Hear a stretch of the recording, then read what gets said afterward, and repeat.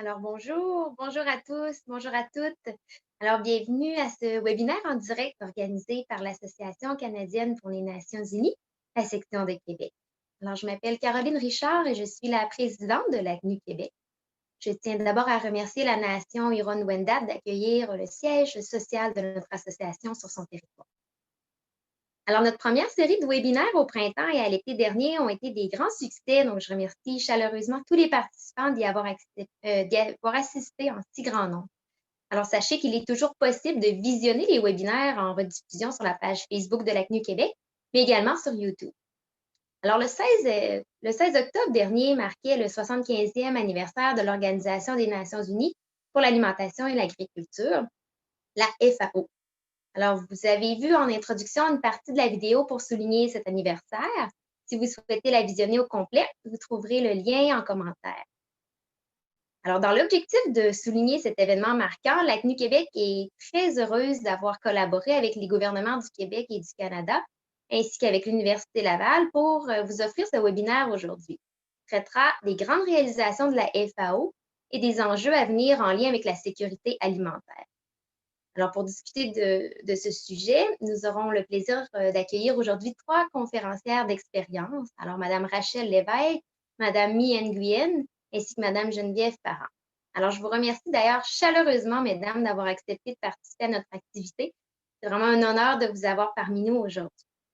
Alors, juste avant de vous laisser avec nos invités, je vais prendre quelques minutes pour vous présenter notre association. Alors, l'ACNU Québec a comme mission de contribuer à développer, au sein de la population de la communauté métropolitaine de Québec, une meilleure connaissance de l'Organisation des Nations unies, de ses idéaux et également de ses programmes. Alors, pour ce faire, on organise des activités d'éducation, de sensibilisation, de mobilisation et de promotion. Nous visons également à faire connaître le rôle que le Canada joue au sein de l'ONU. Alors, je vous invite d'ailleurs à devenir membre de notre association en vous rendant sur notre site Web ou via le lien qui vous sera partagé dans les commentaires présentement. Je vous invite aussi à vous abonner à nos différentes plateformes sur les réseaux sociaux ainsi qu'à notre infolette afin de rester à l'affût de nos différentes activités ainsi que les différents projets sur lesquels on travaille. Alors, j'invite maintenant Philippe Grégoire à prendre la parole. Philippe est administrateur de l'ACNU Québec et il est spécialiste en protection des sources potables au ministère de l'Environnement et de la lutte contre les changements climatiques. Alors, Philippe sera le modérateur de la séance d'aujourd'hui. Alors, à toi, Philippe. Merci beaucoup, Caroline, pour le mot de présentation. En fait, avant de laisser la place à nos trois conférencières, je vais expliquer brièvement comment va se passer la conférence aujourd'hui. En fait, chacune des trois conférencières va présenter environ 10 minutes de sa partie de conférence et ensuite, il y aura une période de 25 minutes de questions autant du public que de nos administrateurs que je vais modérer. Comme le thème de la conférence, comme l'expliquait Caroline, c'est les grandes réalisations de la FAO, les enjeux à venir. Chacune des conférencières va aborder le thème en fonction de sa spécialité, soit l'implication du Canada au sein des dossiers de la FAO, l'implication du Québec au sein des dossiers de la FAO et l'implication de la recherche scientifique et de la place de la francophonie au sein de la FAO. Donc, je vais commencer à vous présenter Madame Mi Nguyen, qui sera notre première conférencière. Donc, Mme Nguyen est représentante permanente adjointe du Canada auprès de l'Organisation des Nations unies pour l'alimentation et l'agriculture et du Comité de la sécurité alimentaire mondiale depuis 2014, basée à la mission permanente du Canada à Rome. Au cours de ses fonctions, elle a été coprésidente de l'Alliance mondiale pour l'agriculture intelligente face au climat de 2016 à 2019. Elle agit également en tant que point focal auprès de la FAO au sein du réseau des représentants à Rome pour l'égalité hommes-femmes et appuie l'engagement du Canada au sommet sur le système alimentaire de l'ONU qui aura lieu en 2021 et durant la présidence canadienne du groupe d'amis sur les peuples autochtones à Rome. Avocate de formation et après avoir pratiqué le droit dans un cabinet à Montréal, Mme Nguyen a joint le ministère des Affaires mondiales du Canada en septembre 2000. Au cours des 20 dernières années, elle a travaillé sur divers enjeux mondiaux, soit le droit de l'ONU, le droit de la personne, l'assistance humanitaire, le développement durable, le maintien de la paix, le crime organisé transnational, le désarmement et la non-prolifération nucléaire et la sécurité alimentaire et la nutrition, au sein de divers forums multilatéraux à New York, Genève et Rome. Il y a eu l'occasion de mener des équipes multidisciplinaires, participer à des négociations internationales et bâtir diverses coalitions et forger un consensus. Mme Nguyen est titulaire d'un baccalauréat en droit, un programme national de droit civil et common law de l'Université McGill et d'une maîtrise en relations internationales de l'École supérieure en études internationales de l'Université Laval. Notre deuxième conférencière est Mme Rachel Lévesque. Mme Lévesque est conseillère en affaires internationales au sein de la direction des organisations et forums internationaux du ministère des Relations internationales et de la francophonie du Québec. Depuis 2016, elle y coordonne le mandat de renforcement des collaborations entre le gouvernement du Québec et la FAO, ayant assuré entre autres l'organisation du colloque international sur la sécurité alimentaire et la nutrition à l'heure des changements climatiques organisé conjointement avec la FAO en 2017, ou encore le partenariat technique et financier existant présentement avec le Québec et la FAO en changement climatique. Mme Lévesque est également responsable des dossiers relatifs à la Convention des Nations unies sur la biodiversité biologique, et suit présentement les négociations du prochain cadre mondial de la biodiversité pour le gouvernement du Québec. Elle est titulaire d'une maîtrise aux hautes études internationales spécialisées en sécurité alimentaire et a également travaillé à l'Assemblée nationale du Québec et à Affaires mondiales Canada. Notre troisième conférencière sera Maître Geneviève Parent. Madame Parent est professeure titulaire à la Faculté de droit de l'Université Laval et titulaire de la chaire de recherche en droit sur la diversité et la sécurité alimentaire. Ses champs d'intérêt sont la sécurité alimentaire et le droit de l'agroalimentaire national et international. Elle est membre également à temps partiel de la Commission de révision agricole du Canada et membre de l'Académie d'agriculture de France. Sans plus tarder, je vais laisser la parole à Mme Mien Nguyen.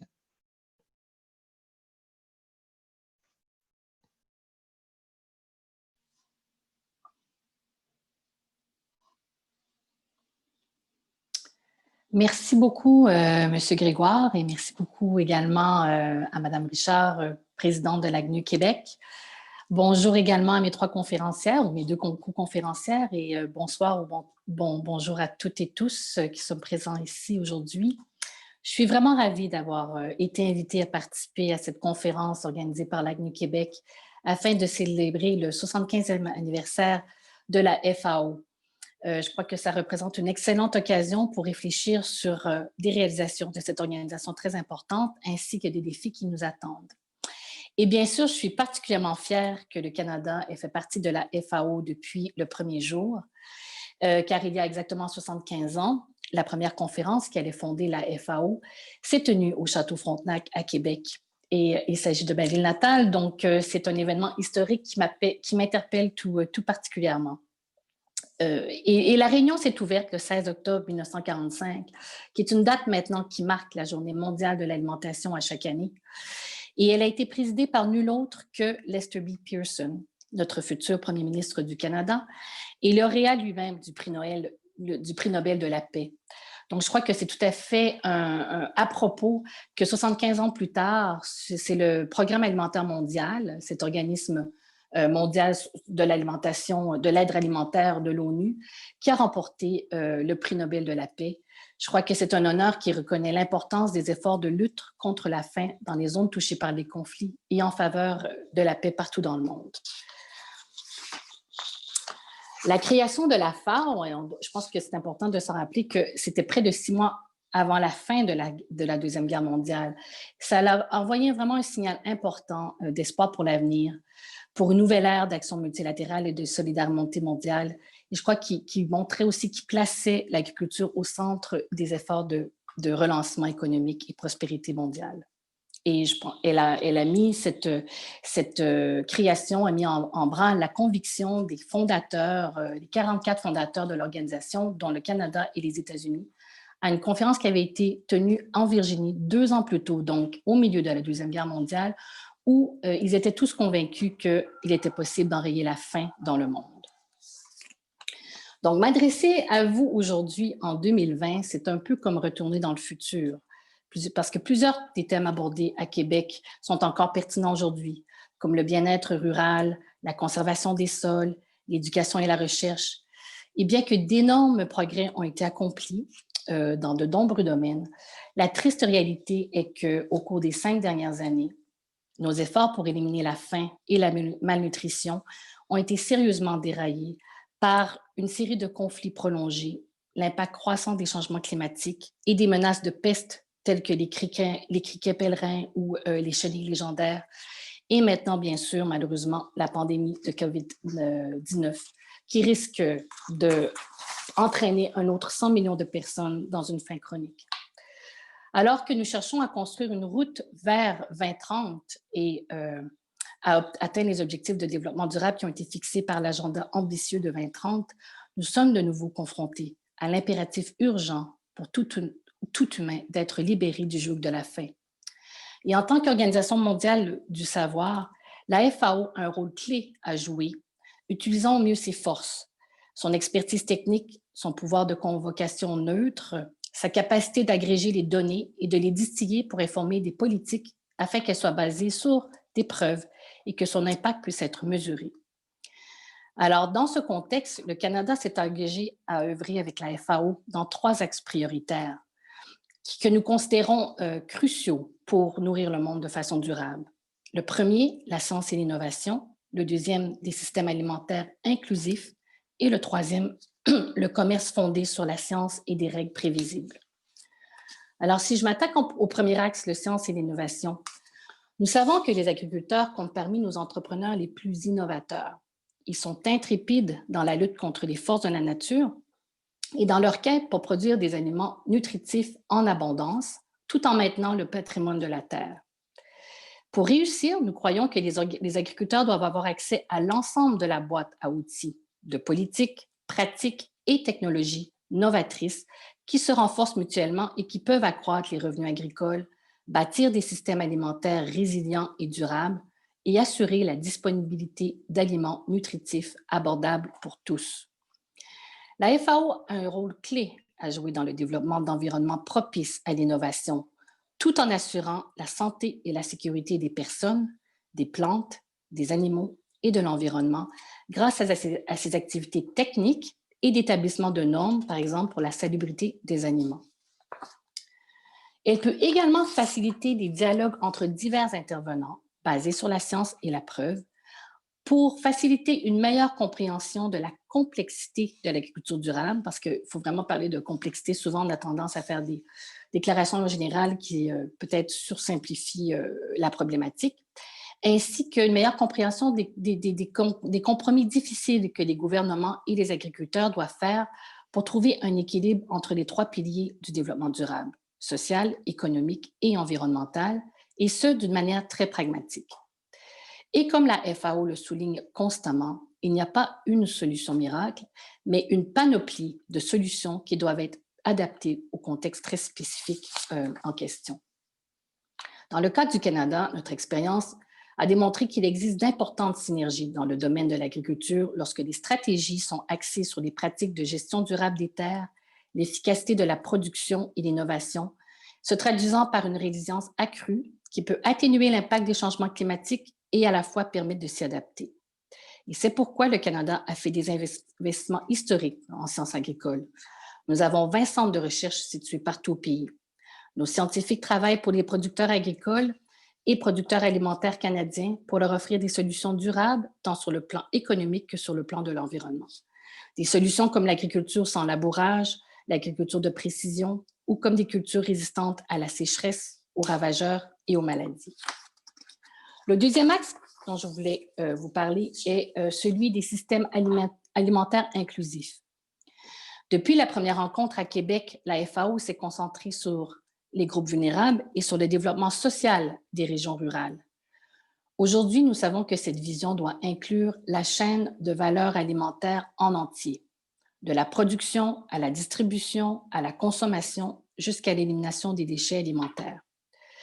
Afin d'avoir un impact durable, des solutions novatrices doivent également créer des opportunités inclusives pour les populations pauvres et marginalisées.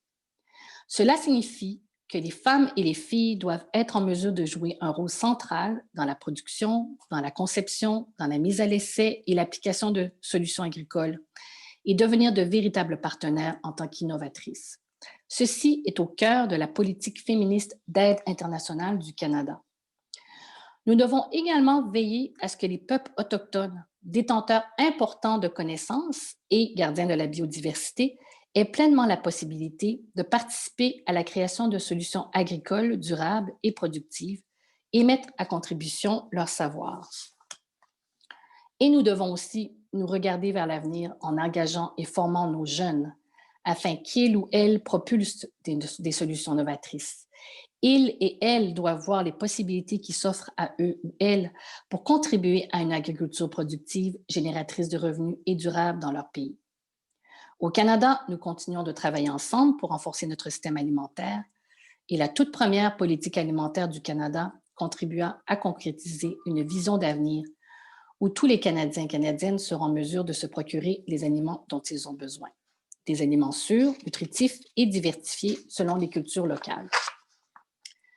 Troisième axe prioritaire que j'ai mentionné, le commerce. Et je crois que la pandémie COVID-19 a souligné la nécessité d'une coopération internationale, de même que le bon fonctionnement des chaînes d'approvisionnement alimentaire. Il est important que nos échanges commerciaux, en ce sens, reposent sur des règles prévisibles basées sur la science, les données et l'évaluation du risque. Un système commercial prévisible aide les aliments à passer des zones d'abondance aux zones de pénurie et accroît la résilience au choc. Et lorsque l'accès au marché est prévisible, les agriculteurs et les producteurs ont la confiance nécessaire pour investir en eux-mêmes et attirer des investissements extérieurs, ce qui soutient une production plus efficace et un approvisionnement alimentaire plus stable. Il est aussi démontré que la participation aux chaînes de valeur mondiale est souvent un moteur clé de l'innovation, entraînant des retombées sur la technologie et les connaissances et augmentant les possibilités d'emploi et de revenus. En conclusion, et je voulais dire aussi en ce sens-là que la FAO joue un rôle crucial dans les conseils scientifiques et avis qu'ils ont dans l'élaboration de normes sur la salubrité des aliments, qui facilitent bien sûr les échanges commerciaux. Alors en conclusion, alors que nous réfléchissons sur les 75 ans et regardons les 75 ans futurs, je crois que le sommet sur les systèmes alimentaires de 2021 nous donnera une occasion unique d'examiner et de mieux bâtir au lendemain de la crise du COVID grâce à un engagement mondial renouvelé en faveur de systèmes alimentaires résilients, durables et équitables. Et pour se relever ce défi, nous devons mobiliser les forces pour le changement en permettant aux femmes et aux jeunes de s'engager pleinement et en leur donnant les moyens pour ce faire. Nous devons établir des ponts entre les agriculteurs, les chercheurs et les entreprises afin que les solutions novatrices puissent être mises à l'échelle et être adaptées au contexte particulier. Cela signifie que nous devons veiller à ce que la FAO soit pleinement équipée pour relever les défis du 21e siècle, pour remplir son mandat essentiel dans la fourniture de données scientifiques et de conseils stratégiques fondés sur des données probantes dans des secteurs tels que l'agriculture, les pêches et les forêts. Et le Canada, comme donateur principal de la FAO, continuera aussi à s'engager dans cette voie auprès de la FAO.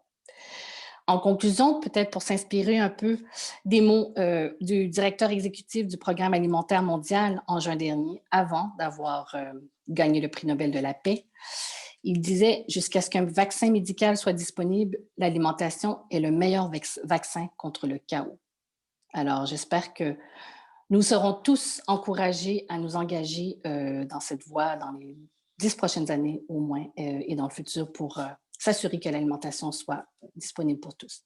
Merci beaucoup. Merci beaucoup, Mme Nguyen. Très intéressant comme présentation. Je vais laisser maintenant la parole à Mme Rachel Lévesque. Bonjour, merci également. Je voulais remercier Mme Richard, Philippe, merci beaucoup pour l'invitation. Moi aussi, ça me fait plaisir d'être avec vous aujourd'hui pour célébrer un mois plus tard, mais toujours le 75e anniversaire de la FAO. Je vais partager mon écran pour permettre de structurer ma présentation. Est-ce que c'est possible de m'indiquer que vous voyez mon écran? Oui, on voit ton écran, Rachel. Merci beaucoup. Donc, je commence. Donc, merci beaucoup aussi, Mi, pour la présentation très intéressante qui a bien mis la table sur le rôle de la FAO et le rôle très proactif du Canada. Et au gouvernement du Québec, on est très heureux de collaborer avec le gouvernement du Canada sur quelques enjeux et au sein de la FAO.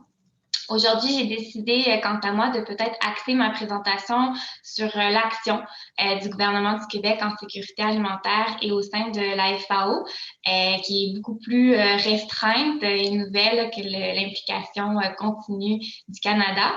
Mais je trouvais intéressant de peut-être souligner quelques collaborations concrètes qui ont été effectuées depuis, en fait, le 70e anniversaire de la FAO, donc de voir comment en 5 ans, le Québec a pu accentuer ses relations avec l'organisation. Donc, voici très rapidement, là, je voulais commencer peut-être en parlant de la place du Québec à l'international pour mieux comprendre quelle est son implication au sein des Nations unies, notre action en sécurité alimentaire, nos collaborations du Québec avec la FAO et, tel que mentionné là, dans le titre du webinaire, les enjeux à venir. Alors, comme je le mentionnais, je crois que c'est utile de commencer peut-être par un rappel de la place du Québec à l'international pour mieux comprendre son action en développement international et son implication au sein de la FAO. Donc, le Québec s'est doté d'une vocation propre sur la scène internationale et guide son action sur sa spécificité, sa créativité et ses réseaux. Notre action internationale est guidée par la doctrine Girard-Lajoie, mais aussi par une politique internationale qui a été adoptée en 2016 et par une nouvelle vision internationale du Québec qui a été officialisée en 2019. Et une mise à jour de cette vision est en préparation pour préciser l'action du gouvernement face à la crise de la COVID-19 qui sévit présentement. Donc, c'est à travers ces différentes politiques que le Québec va consolider son leadership en matière de diplomatie d'influence, mais aussi de diplomatie climatique, diplomatie économique et également ses actions de développement international. Et ces actions sont tant bilatérales, donc avec la France, les États-Unis, l'Asie, l'Afrique, etc., que multilatérales, donc au sein de la francophonie, en solidarité internationale, à travers des engagements internationaux et également par son action au sein d'organisations internationales comme l'UNESCO, l'OIT, l'OMS, l'OIF ou encore la FAO. Donc, à travers ces organisations, le Québec s'active sur plusieurs grands enjeux globaux comme les changements climatiques, la biodiversité, les droits de la personne, la santé ou encore, ce qui nous intéresse aujourd'hui, la sécurité alimentaire. En sécurité alimentaire, le Québec a déjà une approche en solidarité internationale. Donc, on participe principalement à l'effort de solidarité en appuyant l'action de nos organismes de coopération internationale et leurs partenaires locaux qui sont situés dans les pays les plus vulnérables.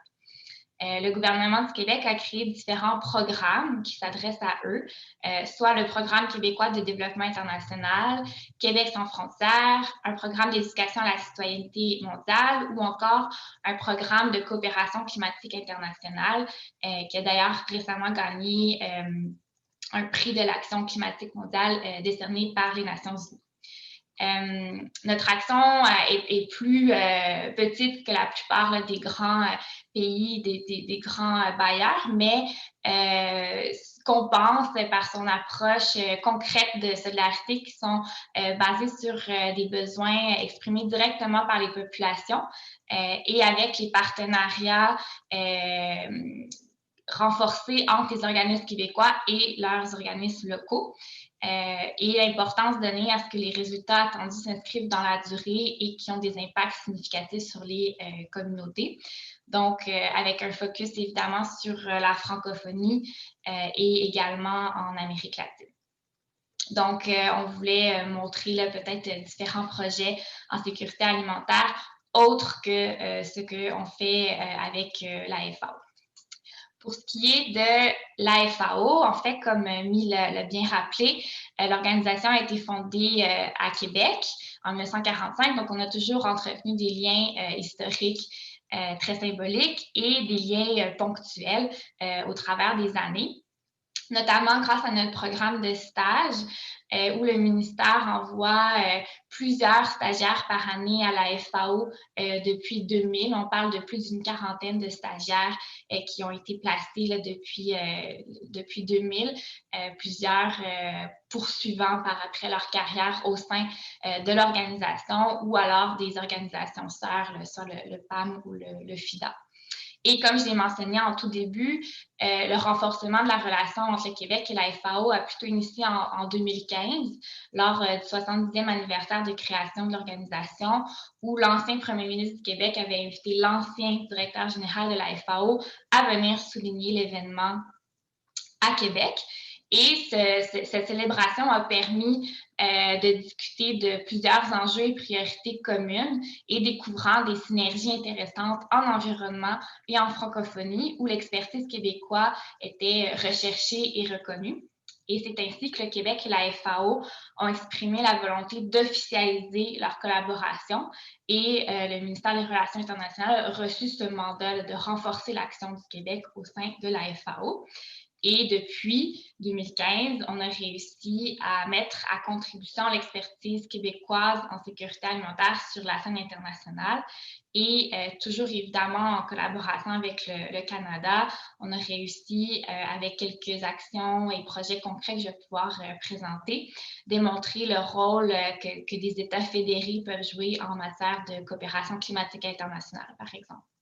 Et plus récemment, il y a un mois déjà, aux célébrations du 75e anniversaire de la FAO organisée par le Canada, notre ministre Giraud a participé pour y souligner le leadership exercé par l'organisation dans les derniers mois et réitérer l'engagement du Québec à continuer de soutenir la FAO dans cette lutte en mettant à profit l'expertise québécoise en sécurité alimentaire et en participant activement aux réflexions, notamment sur l'avenir des systèmes alimentaires et des chaînes de valeur agricoles.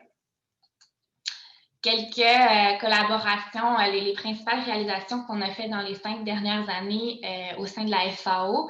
La première étape était effectivement l'organisation d'un colloque international sur la sécurité alimentaire et la nutrition à l'heure des changements climatiques qui a eu lieu en 2017, qui a réuni plus de 250 experts et représentants de la société civile, du secteur privé, de la jeunesse, vraiment dans une formule interactive qui voulait briser beaucoup les silos entre l'environnement, l'agriculture, la santé, mais aussi la recherche académique, l'expérience terrain, l'expertise québécoise et l'expertise internationale, ce qui a beaucoup contribué au succès de l'événement.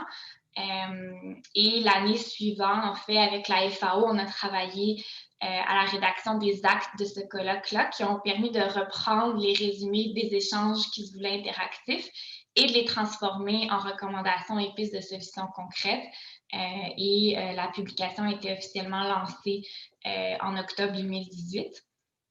Une des retombées de cet événement a été la création d'une communauté de pratiques multi-acteurs qui met en lien des partenaires québécois et la FAO au Sénégal, qui est soumise par notre délégation générale du Québec à Dakar. Elle regroupe beaucoup d'organismes québécois, mais également l'ensemble de leurs partenaires locaux, des experts sénégalais ou internationaux qui sont invités sur des bases plus ponctuelles et regroupe l'expertise québécoise et francophone en sécurité alimentaire pour répondre à un besoin de plus grande concertation et de collaboration dans la région. Et nous sommes également en réflexion pour créer une communauté de pratiques similaire en Haïti, puisque l'autre de nos grandes réalisations a été l'élaboration d'un projet commun en solidarité internationale qui vise le renforcement des capacités de pays vulnérables francophones pour améliorer la résilience des secteurs agricoles. Avec un partenariat financier et technique qui a été signé entre le gouvernement du Québec et la FAO pour le projet SAGA, qui se déroule présentement au Sénégal et en Haïti, qui est principalement un projet pilote, mais novateur, qui permet de vraiment mettre de l'avant l'approche des partenariats multi-acteurs en développement international.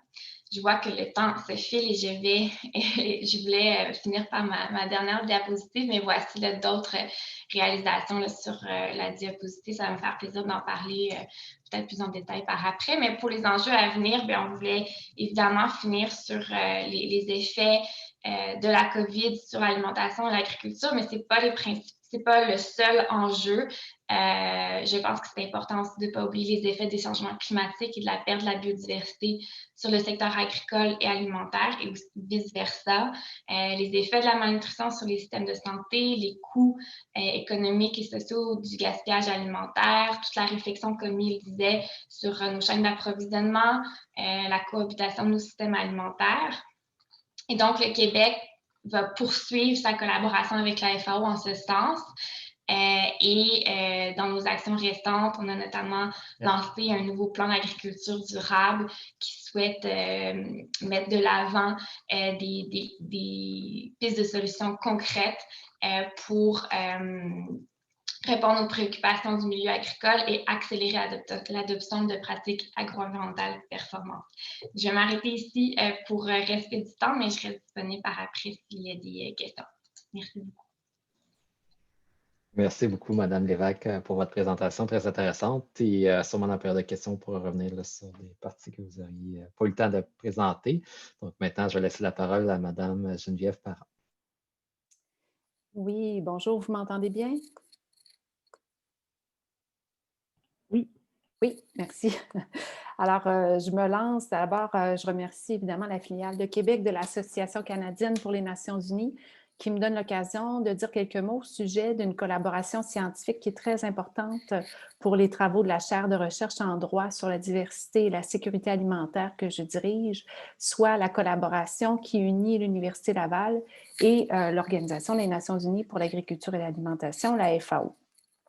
Mais d'abord et avant tout, je tiens à ajouter ma voix à celle de mes collègues pour souligner l'importance toujours aussi centrale là, des travaux et de la réflexion qui sont menés au sein de la FAO, évidemment notamment en raison en ce moment de la pandémie de la COVID-19, mais également au sein de la grande réflexion là, qui est lancée dans la communauté internationale au sujet de la réforme des systèmes alimentaires. Donc, les recherches ont démontré que la COVID-19 a affecté et continue d'affecter la sécurité alimentaire et nutritionnelle de plusieurs façons et qu'elle a augmenté donc malheureusement les inéquités en atteignant par exemple davantage les maillons les plus faibles des systèmes alimentaires et également les populations les plus vulnérables. Mais ce qu'il faut savoir, toutefois, c'est que la COVID-19, elle exacerbe finalement une crise alimentaire et nutritionnelle qui était malheureusement déjà bien présente avant. Et la FAO nous l'indique, là, les chiffres de l'insécurité alimentaire ont malheureusement recommencé à augmenter depuis quelques années. On nous dit en 2020 qu'on estime que 2 milliards de personnes souffrent d'insécurité alimentaire modérée à sévère. Donc, c'est évidemment énorme. D'autant plus que l'on sait que nous produisons suffisamment de nourriture pour nourrir la planète et que nous perdons dans le même temps ou que nous gaspillons le tiers de cette alimentation produite. À la COVID-19, on l'a mentionné, là, s'ajoute une autre pandémie tout aussi dramatique qui est celle des maladies chroniques sociétales qui sont liées à l'alimentation, comme le diabète, l'obésité, les maladies cardiaques, par exemple. Et malheureusement, la situation s'aggravera en raison de la COVID-19. Hein. Le Programme alimentaire mondial prévoit qu'entre 71 à 100 millions de personnes supplémentaires tomberont en 2020 dans un état d'extrême pauvreté. Et la FAO évalue que la COVID-19 pourrait ajouter entre 83 et 132 millions de personnes au nombre total des personnes sous-alimentées qui sont déjà, évidemment, nombre total qui est déjà très élevé. Alors, contrairement à d'autres pandémies et d'autres crises alimentaires, la COVID-19 touche tous les pays, hein, peu importe leur niveau de développement économique. Ici, comme ailleurs, donc nous sommes impactés. On mentionnait au Canada une augmentation des demandes aux banques alimentaires de 20% seulement entre mars et mai 2020. Et cette augmentation-là serait de 50 à 140% aux États-Unis depuis février 2020. Donc, aucun pays n'est épargné.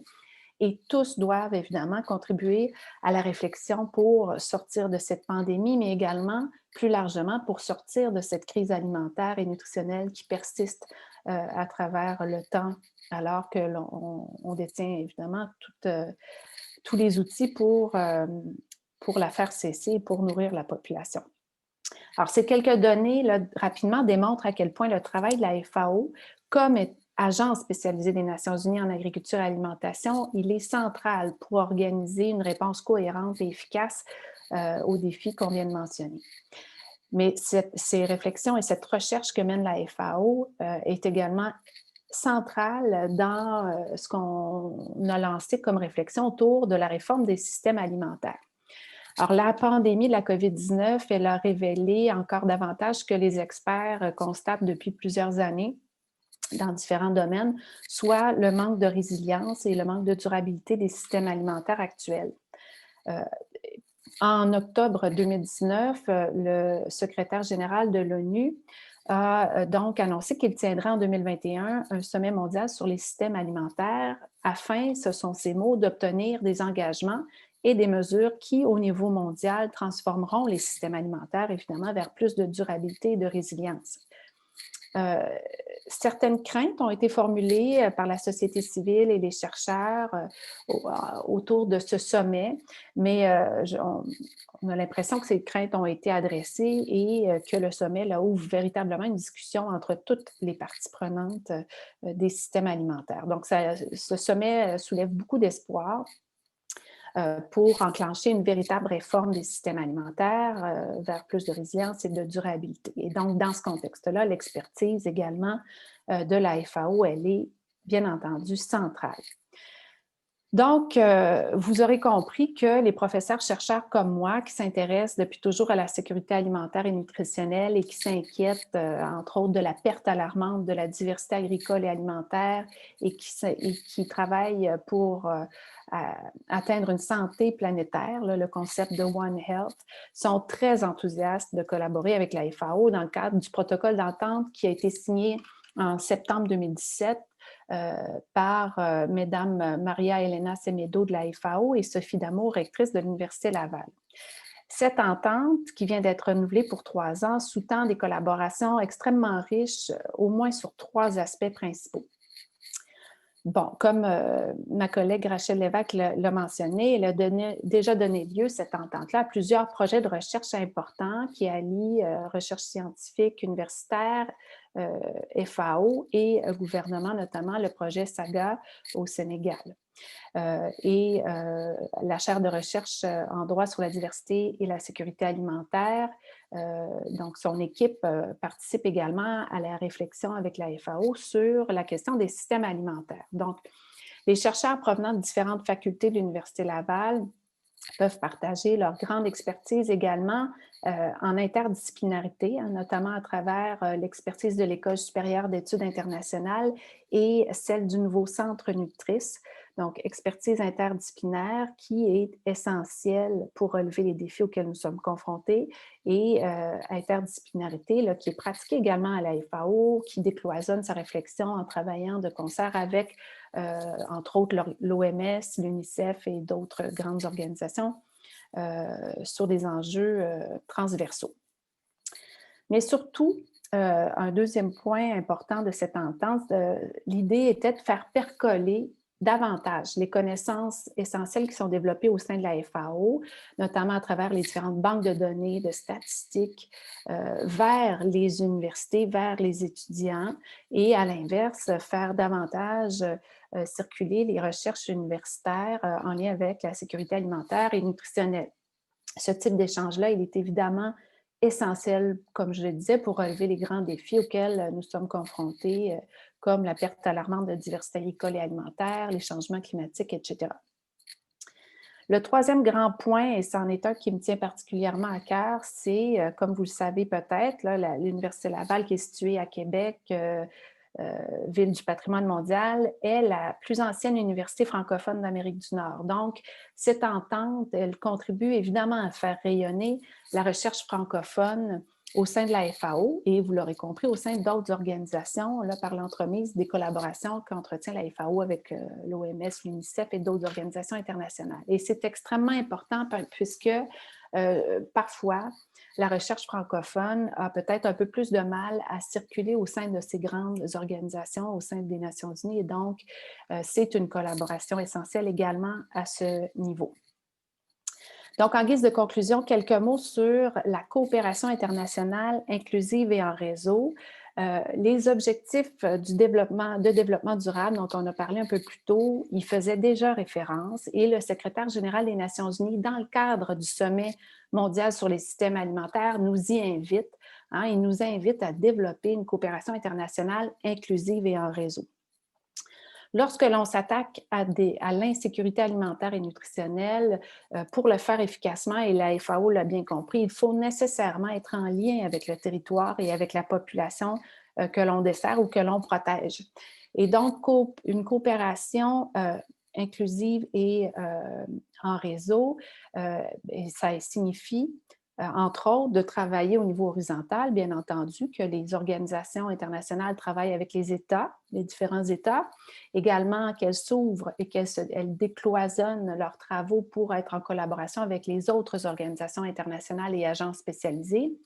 Mais c'est aussi d'être en réseau à un niveau plus horizontal avec les différents gouvernements locaux de proximité, ici, par exemple, à la province de Québec, les villes et municipalités.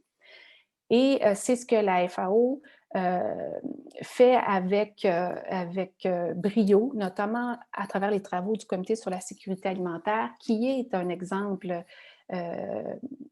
à imiter, là, un exemple inédit justement de gouvernance inclusive et en réseau. Le gouvernement du Canada nous l'a mentionné, il s'implique et un des axes d'implication, ce sont les systèmes alimentaires inclusifs, c'est essentiel. Mais je pense également que la conférence d'aujourd'hui démontre que le Canada a bien compris l'importance de cette coopération aussi en réseau pour réaliser les objectifs de développement durable, puis les différents exemples de coopération qui vous ont été donnés ici, là, qui démontrent une très belle collaboration entre le gouvernement fédéral, provincial et les scientifiques, témoignent et confirment donc le fait que le Canada a bien compris l'importance de cette coopération inclusive et en réseau. Donc, c'est très encourageant pour la suite. Je vous remercie.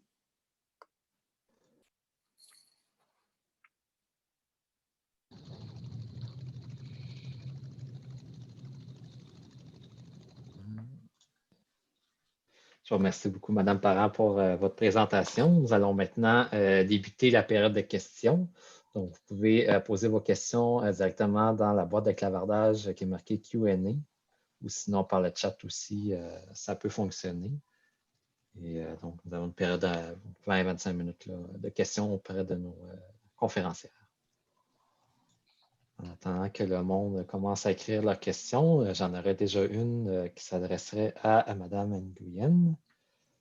Je vais juste la retrouver. En fait, je me demandais quel est le pouvoir d'influence du Canada au sein de la FAO? Est-ce que les valeurs propres des Canadiennes et Canadiens trouvent facilement écho auprès des autres pays membres qui sont impliqués dans la FAO? Merci beaucoup, Philippe, pour ta question. Et oui, je dirais que particulièrement l'Organisation pour l'alimentation et l'agriculture, qui est la FAO, présente un forum où le Canada peut apporter une voix plus forte que peut-être dans d'autres forums des Nations unies, étant donné que c'est un forum qui est divisé en 7 régions, dont une qui est l'Amérique du Nord. Et l'Amérique du Nord, dans le contexte de la FAO, est composée de 2 pays, le Canada et les États-Unis. Alors, dans ce contexte, outre les liens historiques, évidemment, que cette région a avec la FAO, nous avons un siège quasi permanent dans les organes de direction. Et aussi, étant donné le fait que cette région, et entre autres le Canada, est membre de différents forums. Bon, on a mentionné la francophonie, évidemment le Commonwealth, le G7, le G20, et qu'on n'a pas un passé historique parfois un peu plus compliqué de d'autres pays très actifs dans la communauté internationale. On est souvent un acteur privilégié et nos valeurs sont bien reçues, même si c'est un milieu encore, je dirais surtout dans le cadre de l'organisation de la FAO, par rapport même aux organisations sœurs à Rome. C'est encore un milieu très conservateur, mais on arrive à faire des avancées, particulièrement en raison du fait qu'on est le Canada. Donc, c'est donc un forum très propice pour avancer nos priorités canadiennes. Merci beaucoup pour cette réponse. On commence à avoir des questions aussi de nos membres, de nos participants. La première question de M. Éric Duchesne, qui est administrateur au sein de l'ACNU Québec. Sa question, c'est dans quelle mesure la confirmation anticipée de Joe Biden à la présidence états-unienne permettra-t-elle de relancer la coopération alimentaire internationale? Donc, c'est une question ouverte à toutes qui se sentent mieux à l'aise de répondre à la question. Ben, peut-être que je peux me lancer en premier pour dire que la sécurité alimentaire était plutôt une priorité bipartisane dans le contexte américain. Donc, peu importe l'administration, ça a été toujours une collaboration très étroite avec les Américains, surtout dans le cas de notre, justement, groupe régional de l'Amérique du Nord à la FAO, où est-ce qu'il y a beaucoup d'enlignements au niveau, justement, de la résilience, même des problématiques d'égalité femmes-hommes-femmes. Je dirais que probablement on va pouvoir collaborer plus étroitement dans les dossiers de changement climatique. Ouais, je dirais que ça serait probablement le domaine d'axe le plus grand. Mais en général, on a été capable de continuer à avancer nos priorités communes. Merci. Est-ce que Mme Perron, Mme Lévesque voulait ajouter quelque chose? Mme Perron? Je vais peut-être ajouter que, fort heureusement, là, comme je l'ai rapidement évoqué, le Comité sur la sécurité alimentaire qui a continué à fonctionner avec les Américains qui y ont participé, même sous la présidence de Trump, est en fait, probablement le mécanisme de gouvernance le plus inclusif et le plus en réseau qui existe au sein des Nations unies en ce moment. Donc ça s'est poursuivi. Bien entendu, c'est un forum dans le cadre duquel on va davantage développer des guidelines, des lignes des directives générales, donc pas on n'y négocie pas d'accords internationaux contraignants, etc., mais quand même, on y avance beaucoup. Donc, je pense que c'est vrai de dire que les travaux en matière de sécurité alimentaire nutritionnelle ont pu avancer, mais plus généralement, en termes de gouvernance, je pense que la confirmation anticipée de Joe Biden à la présidentielle permet d'espérer de façon plus large à une meilleure coopération internationale. Merci beaucoup. Je pense que Rachel Lévesque voulait ajouter quelque chose aussi, non? Non, ça va. C'est des réponses bien complètes. Merci. Parfait. J'ai une autre question dans le chat de M. Patrick Lukongo. J'espère que je prononce bien le nom. Donc, quelles sont les propositions de la FAO pour les pays du tiers-monde qui sont victimes de la faim?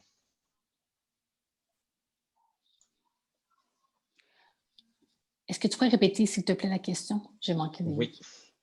Quelles sont les propositions de la FAO pour les pays du tiers-monde qui sont victimes de la faim?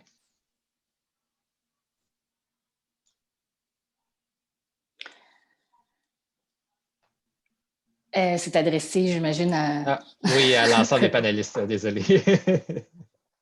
Je suis sûre que Geneviève aurait beaucoup plus un apport au niveau peut-être de la contribution scientifique, mais je dirais que la FAO, évidemment, dans son mandat et de réduction de pauvreté et d'élimination de la faim et de la malnutrition, aura toujours au centre de son action les pays les plus défavorisés, les plus pauvres et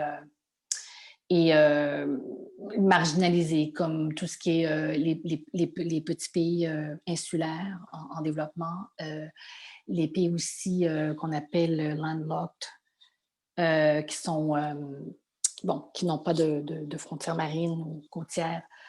Et le directeur général de la FAO, le nouveau, a lancé cette initiative où est-ce qu'il voulait absolument prioriser ces pays parce qu'on voit très bien que malheureusement, la hausse de la faim dans le monde est concentrée dans des pays, par exemple, de l'Afrique subsaharienne et autres. Donc, La FAO, malheureusement aussi, c'est une région où il y a beaucoup de conflits. Donc, je pense que l'action de la FAO vise à s'assurer que non seulement ils répondent aux besoins urgents, mais comme souvent ces crises-là sont prolongées, que c'est la nouvelle norme, que ça fait des années, de voir comment il peut avoir moyen de diminuer la dépendance sur l'aide alimentaire et de favoriser l'agriculture comme un moyen d'augmenter la résilience des populations à différents chocs, donc conflits, mais aussi difficultés économiques et pandémies et changements climatiques. Donc, c'est vraiment une action multidimensionnelle qui s'accompagne aussi de partenariats très, très grands avec d'autres organisations qui ont des mandats peut-être plus spécifiques d'aide alimentaire ou dans des cas d'urgence, mais où est-ce que la FAO peut tenter de donner des outils aux mains des populations, surtout les populations rurales où la pauvreté est la plus grande. Et puis, dans le contexte de la pandémie, nous, notre ministre du Développement, avec la FAO et d'autres agences de l'ONU, très tôt se sont mobilisés pour s'assurer que la crise alimentaire ne deviendrait pas une crise, la crise sanitaire ne deviendrait pas une crise alimentaire pour les pays, les pays en développement et les plus pauvres, où le risque était très accru. Les leçons du passé ont montré comment, finalement, il y a beaucoup plus de risques de décès et d'effets négatifs au niveau de l'insécurité alimentaire pour ces personnes-là que les risques liés à la pandémie. Merci beaucoup. Madame Parent, est-ce que vous voulez rajouter quelque chose là-dessus? Je pense que c'était très, très clair. La FAO, comme je le disais rapidement, a une tradition d'être très proche des terrains ou en particulier les terrains des pays particulièrement vulnérables et qui subissent l'insécurité alimentaire de manière très, très importante. En même temps, ce qu'on constate aussi, c'est, à mon avis, c'est que toutes ces questions puis cette réflexion en lien notamment avec les systèmes alimentaires et leurs réformes est tout aussi essentielle, même si elle apparaît un peu plus théorique, c'est vraiment très, très essentiel pour développer justement la capacité de ces pays à assurer leur sécurité alimentaire et nutritionnelle. Donc, à la fois, la FAO agit de manière ciblée, mais elle participe là, notamment à cette réflexion sur les systèmes alimentaires et leurs réformes, à une réflexion qui est plus générale, mais qui est tout aussi importante pour ces pays. Merci beaucoup. J'aurais une question de mon côté pour Madame Rachel Lévesque. En fait, je me demandais comment peut-on au Québec, pour la population en général, s'impliquer davantage pour répondre aux défis mondiaux de la sécurité alimentaire? Merci beaucoup. Je pense que Geneviève en a un peu parlé pendant son intervention. Je pense que lorsqu'il est question de sécurité alimentaire, c'est pas une question, c'est une question mondiale qui se situe partout. On l'a vu avec la COVID. Je pense qu'il y a eu des hausses drastiques de pans de la population qui ont dû avoir accès à des banques alimentaires. On sent que c'est une crise généralisée. Je pense que lorsqu'il est question de sécurité alimentaire et d'alimentation, très personnellement, chaque repas, achat alimentaire est un vote. Je pense qu'on peut très bien, à l'échelle individuelle, prendre des décisions envers le système alimentaire qu'on promet. Je pense que aussi à l'échelle individuelle, la question du gaspillage alimentaire est quelque chose qui peut être fait tant au Québec que sur la scène internationale, mais au Québec, je crois que je l'ai dit récemment, c'est plus de 60% de ce qu'on consomme qui aurait pu être consommé, qui est jeté. Donc, je pense qu'il existe des actions très concrètes qui peuvent être faites. Et justement, la FAO est une organisation qui qui s'attaque aussi à ces changements, comme mes deux collègues l'ont mentionné, à ces actions dans le long terme. Donc, je pense que ça va être intéressant de voir comment peut-être la pandémie a accéléré des réflexions qui avaient déjà lieu, mais qui maintenant sont rendues indispensables sur nos systèmes alimentaires, sur peut-être une approche un peu plus intégrée en notre environnement, notre santé, notre nutrition, notre économie et les partenariats que les organisations ont ensemble, donc non seulement la FAO seule, mais avec le programme alimentaire, l'OMS, vont apporter définitivement des recommandations intéressantes qui vont pouvoir être reprises aux échelles fédérales, provinciales, au niveau des villes et au niveau des individus. Donc, je pense qu'à chaque niveau, il est très facile de faire des gestes concrets qui vont avoir des effets sur le court et le moyen et le long terme. Voilà. Merci beaucoup pour cette réponse très complète. Autre question qui est adressée à l'ensemble des panélistes de M. Pierre Boutet. L'information circule que l'utilisation immodérée des pesticides provoquait une diminution de la biodiversité des sols et par le fait même diminuer la capacité du sol à séquestrer le carbone que nous produisons par la combustion d'énergie fossile. Est-ce que la FAO travaille sur cette problématique et si oui, depuis quand?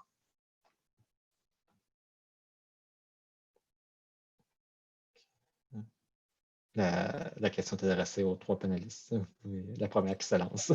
Écoutez, moi, je vais me lancer. C'est sûr que je peux pas, on ne peut pas parler pour la FAO, mais je sais qu'ils s'intéressent à ces questions-là clairement, de pesticides, puis des impacts sur la biodiversité, mais aussi sur la santé humaine, hein, parce que, bon, évidemment, les producteurs agricoles sont les premiers à travailler avec ces intrants-là et à subir des problèmes de santé majeurs. Puis là, peut-être que Rachel voudra rebondir, mais c'est clair qu'il y a des maladies, notamment les maladies neurodégénératives, là, entre autres Parkinson, qui sont en lien avec l'utilisation de certains pesticides.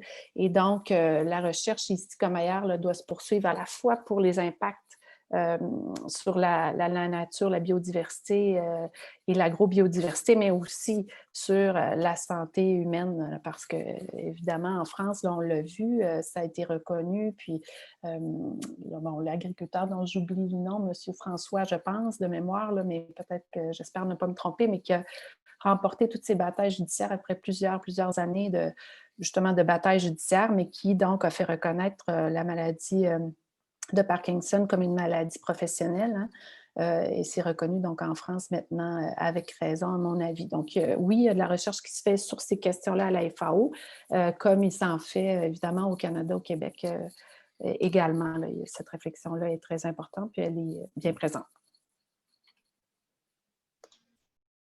Merci beaucoup pour votre réponse. Est-ce que Mme Lévesque, Mme Nguyen voulait rajouter quoi? Oui, Mme Lévesque. Et si je peux ajouter, là, comme je le mentionnais, je ne peux pas parler au nom de la FAO, mais oui, effectivement, il y a des gens, la FAO a publié des états sur la situation de l'agrobiodiversité dans le monde, elle y travaille, c'est dans des priorités, et encore une fois, il y a des collaborations qui se font entre la FAO et la Convention sur les Nations unies sur la diversité biologique. Et comme Geneviève le disait, ce sont des enjeux qui ont des répercussions là, à toutes les échelles. Au Québec, on a beaucoup parlé des pesticides dans la dernière année. Il y a eu plusieurs commissions, plusieurs études. Et comme je le mentionnais, le gouvernement vient de sortir son nouveau plan pour une agriculture durable qui a des mesures importantes sur la réduction en termes quantitatif des pesticides, mais aussi la réduction des effets sur la santé et sur l'environnement. Donc, je sens que ce sont des enjeux où des réponses commencent à se faire concrètement, non seulement sur la scène internationale, mais par exemple au Québec avec ce nouveau plan. Merci beaucoup. Là, on aurait le temps pour deux dernières questions. Oui, oui Mme Nguyen, vous pouvez y aller. Non, ça va, puisque deux autres questions, je pense que les réponses précédentes étaient assez complètes. Parfait. Donc, ça, j'ai déjà deux questions présentes. C'est pas mal les dernières que je vais prendre pour la fin de la conférence. Donc, il y avait M. Éric Duchesne qui vous remercie pour sa réponse à la question précédente. Là, il a transféré 2 questions. Je vais prendre celle qui me paraît la plus intéressante, s'il me permet. Est-ce que les politiques bien intentionnées d'achats locaux et de renforcement de la souveraineté alimentaire, dans les pays industrialisés risquent d'avoir des effets négatifs sur les exportations agricoles des pays en voie de développement? Je peux répéter la question, là, j'ai mal prononcé, mais vous pourrez répondre les 3 si vous le souhaitez. Donc, est-ce que les politiques bien intentionnées d'achats locaux et de renforcement de la souveraineté alimentaire dans les pays industrialisés risquent d'avoir des effets négatifs sur les exportations agricoles des pays en voie de développement? Moi, je peux peut-être me lancer, là. Je pense qu'il faut être extrêmement prudent. Le sommet mondial sur les systèmes alimentaires, on y revient, mais je pense que ça doit être un forum où on discute de ces questions-là, parce que autant un retour vers le protectionnisme qu'une ouverture, disons une libéralisation des échanges comme on l'a connu, là, le système agro-industriel qui est hégémonique en ce moment est peu durable, peu résilient. On l'a vu, là, plein d'études scientifiques qui sont menées à ce sujet-là.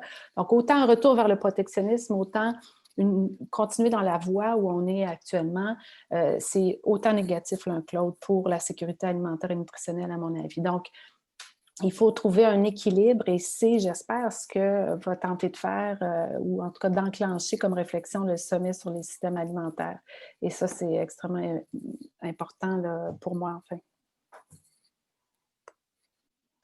Oui, je ferai écho exactement à ce que Mme Parent vient de dire et je dirais que dans l'examen de ce qui rend un système alimentaire plus résilient et plus équitable, il y a beaucoup de considérations à tenir en compte et il faut regarder l'impact que ça a justement sur la sécurité alimentaire, sur la nutrition, parce que mais sur l'environnement, au niveau social et au niveau économique. Ouais, c'est beaucoup plus complexe qu'on le pense. C'est justement l'impact sur, pas juste sur les pays en développement, mais aussi les pays développés aussi, parce qu'il y a un impact sur le prix des aliments, sur l'accessibilité. Parfois, dans une certaine région, avoir une diète ou des alimentations plus saines ou plus nutritives peut avoir à court terme un impact, une empreinte plus grande au niveau de l'environnement ou peut être un coût plus élevé. Donc, et aussi, pour les agriculteurs, à chaque fois qu'ils ont besoin de cultiver, pour l'instant encore, ils ont beaucoup besoin d'intrants qui viennent de l'extérieur et s'ils veulent être capables de semer à temps et donc avoir un revenu pour pouvoir eux-mêmes avoir un pouvoir d'achat et se nourrir, ils ont besoin de ces chaînes d'approvisionnement globales encore. Donc, ça ne veut pas dire que ça ne doit pas être complété par un renforcement de l'approvisionnement au niveau local, mais ce n'est pas une question à l'exclusion des solutions mutuellement exclusives. Je pense que c'est plutôt comment elles peuvent mutuellement se renforcer.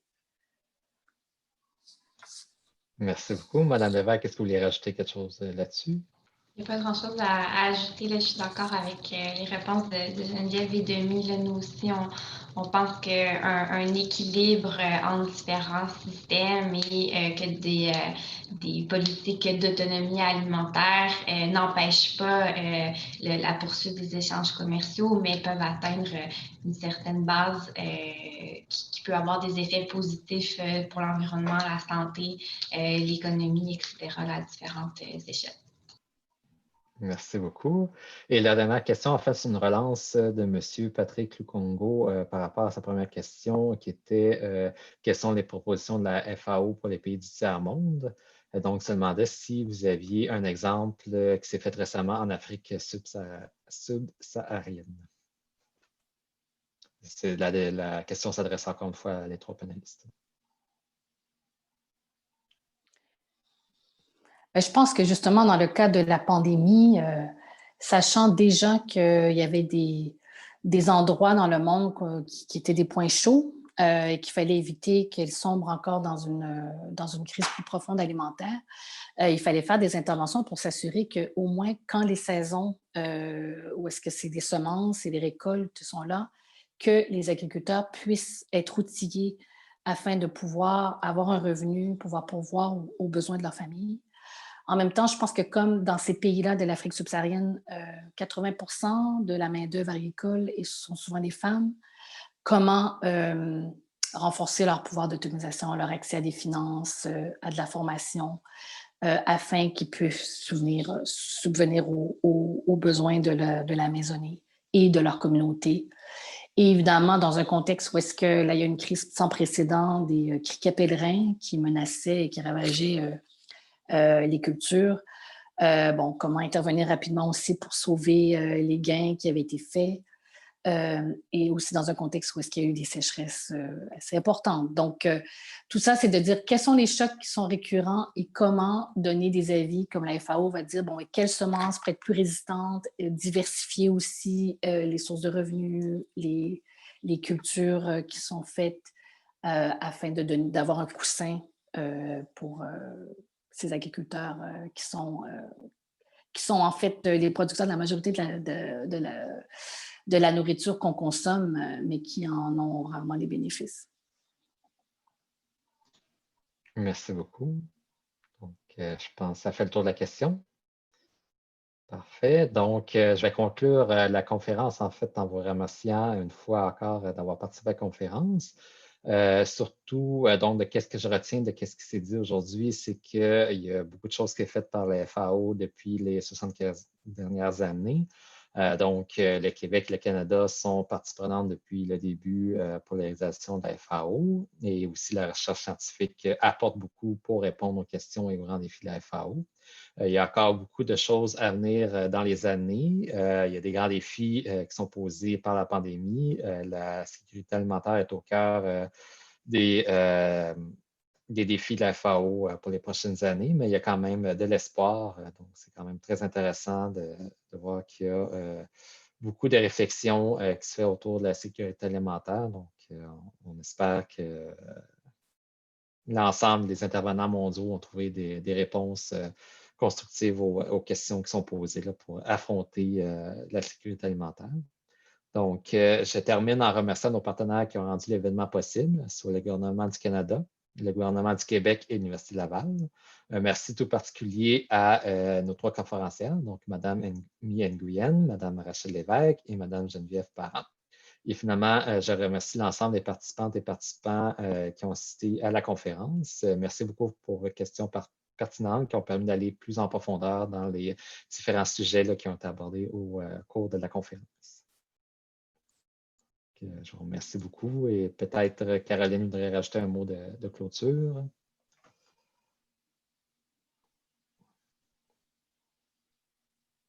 Oui, bonjour, est-ce que vous m'entendez? Je n'ai pas l'option malheureusement d'ouvrir ma caméra, mais en effet, donc je me joins au